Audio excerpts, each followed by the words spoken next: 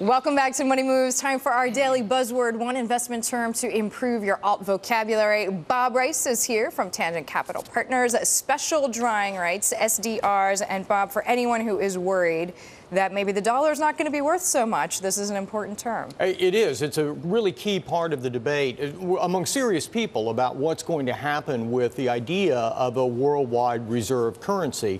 We have a chart here that'll show you that, currency status does not last forever by any means. You can see starting with Portugal around a little after 1400, the baton was passed to Spain and the Netherlands, France, the UK, and now, of course, the United States. It looks like they only last as long a period of time as the flag is wide from that graph, but I think but the idea is accurate. And now, of course, there's really a lot of concern about whether the U.S. dollar is going to maintain its reserve status. There's a little history here. Bretton Woods, we often hear Tom Keene, Michael McKee refer back to this, and this really changed the game, right? Right. Well, so Bretton Woods was the old fixed rate worldwide currency system everyone agreed to.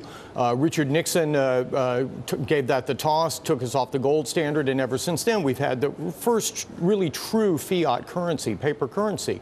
And there's a lot of issues with it, especially because the U.S. keeps losing value. The U.S. is essentially inflating its way out of debt. So a lot of people around the rest of the world are very unhappy about that. The IMF and others are calling for some sort of a new system. But if it's not the U.S. dollar, what's it going to be? Well, that's a great question. And then obviously you brought up the IMF's role, which has said basically we backstop this, but ... So SDRs are issued by the IMF, but they're actually not calls against the IMF. And the IMF is very clear, hey, this is not ours. Don't come to us. Yeah.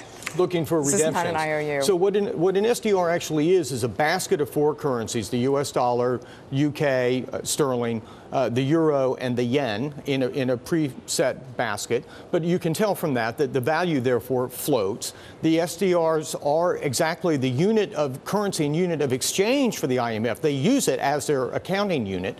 So that's pretty interesting. And there are hundreds of billions of dollars of these things out there in circulation. This isn't just some random idea. Ever since Bretton Woods, there have been SDRs in circulation. But it, in essence, creates four world currencies, right? It kind of, some people say, well, okay, you're only creating four reserve currencies instead of one, but that's not true because it resets every couple of decades, both in terms of the percentages and what's included. And the big question, of course, is whether the Chinese yuan is going to get into this basket. Now, some people have said that the Chinese currency is going to be the next reserve currency.